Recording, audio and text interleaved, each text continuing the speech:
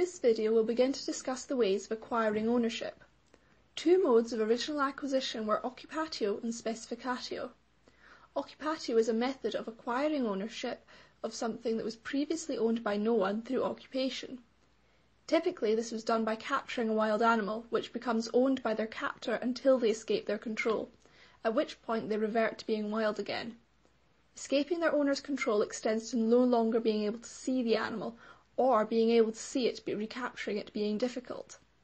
The offspring of these animals are acquired according to the same principles. The Romans applied the same principle to the property of conquered nations. However, a conquered person taken as a slave had to make it back to their own people before their owner lost control of them.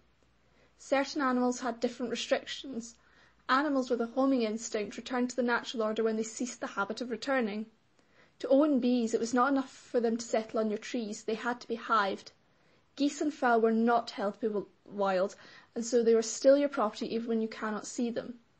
The principle of occupation also applied to certain corporeal items such as precious gems found on the seashore, which became the property of the finder, and treasure found on your property became yours. If it was found on another's property, it was split 50-50. An island formed in the sea also became the property of whomever claimed it first. Specificatio was another original mode of acquisition. It dealt with a scenario where one person makes something with the property of another. In this case, a balance was struck between the Proculians and the Sabians.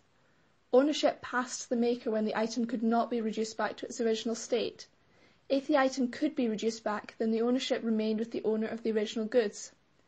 If, however, the maker made the item using a mixture of his own and another's materials, the item was held to be the maker's. To ensure that owners of materials were not unfairly disadvantaged, an action of theft was open to them, as was a personal action for the recovery of the value of the item. However, the original owner could not bring an action to recover the item itself, as it was held to be destroyed.